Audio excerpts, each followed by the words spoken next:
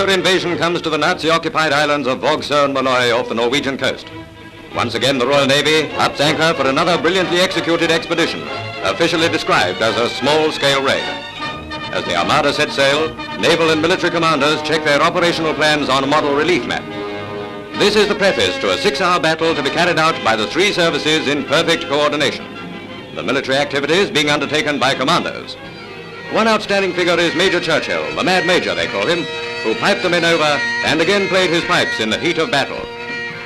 Down below, the toughest men in the British Army head for their destination in much the same manner as the warriors of old.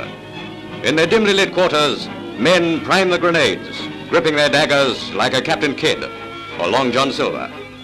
Overhead fly the planes of the RAF, setting forth on their primary task. Men of the Navy and commandos lay great emphasis on the indispensable part taken by the Air Force.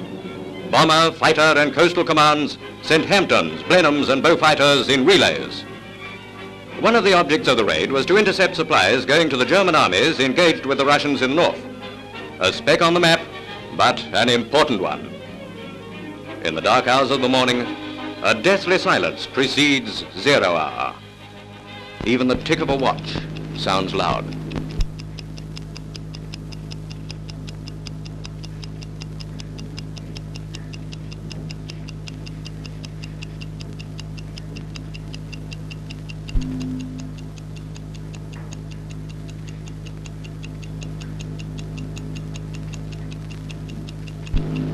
Attack! From the bows of the waiting ships clamber the commandos. Assault landing craft already in the water are filled with men. 2 landings will be made on the snow-clad islands of Maløy and Vågsø.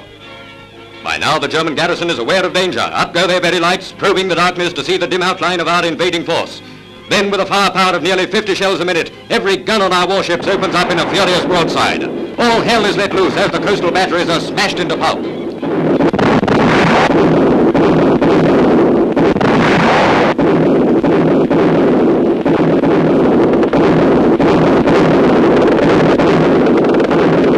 There goes our signal to lift the bombardment. Everything is ready for the actual landing. Our aircraft have laid a very effective smoke screen and dropped incendiaries over a wide area of Vågsø and the nearby island of Maløy. Under cover of the smoke, assault landing craft, ALCs to the commandos, approach the rocky shore. With the troops go a picked body of British newsreel and official cameramen, risking everything to bring you a faithful record of the raid. The main landing is at the little town of South Vågsø. In the face of stiff opposition from the German garrison, the commandos, still watched over by the RAF, gained the rocky slopes and set about the defenders, a first-class Nazi regiment.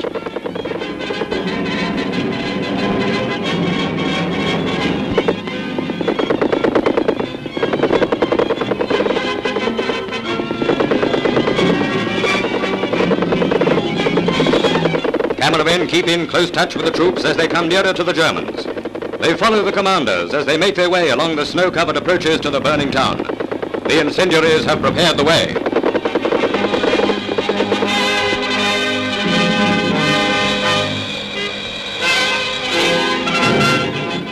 Hastily established headquarters keep in touch by radio with the forward troops engaged in the attack.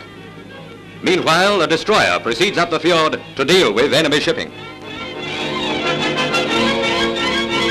The Germans begin defending from house to house, which means that we have to engage them in that most deadly form of warfare, street fighting.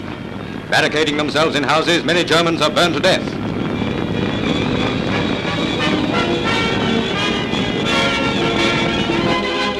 Reinforcements are landed as we set about the destruction of the garrison.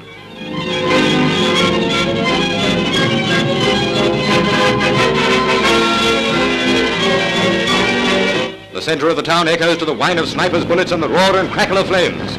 By this time, every German on Maløy had been either killed or captured.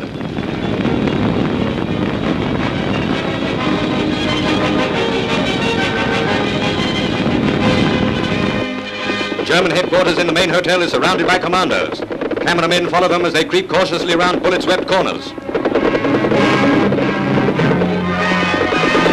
2 Quislings have been smelt out and surrender, as overhead 2 venturesome German planes suddenly appear on the scene. It's even money they'll never get back. And there goes one of them now. A building at the back of German GHQ is receiving some attention from a squad of men with a mortar. Every now and then, when a figure runs wildly for cover, snipers try to pick him off. By contrast with the enemy losses, our casualties were light. Fighting under conditions like these is no picnic.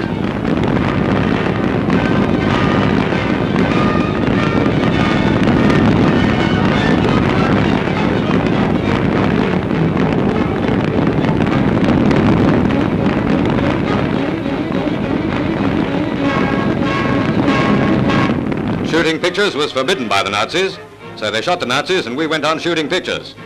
Those who surrendered were sent back under armed escort to be taken care of aboard our ships lying offshore. A ferry service of barges takes them across.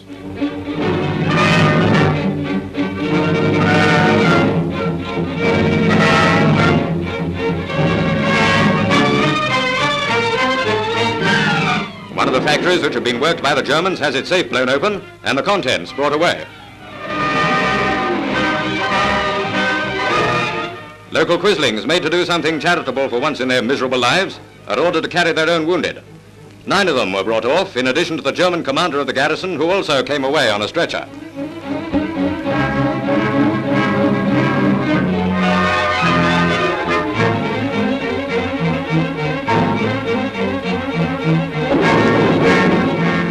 A number of fish oil and canning factories were then blown up, together with the ammunition dump.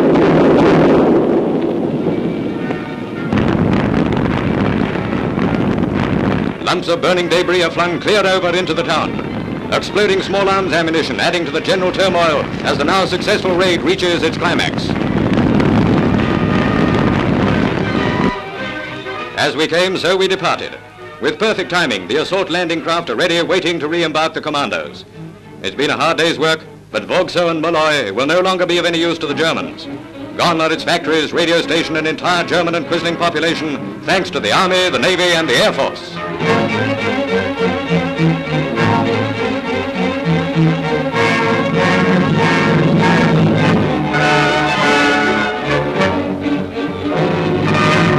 Nearly 16,000 tons of shipping employed by the Germans was also lost to them.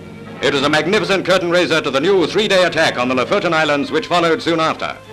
Yes, big men, you've had a busy day.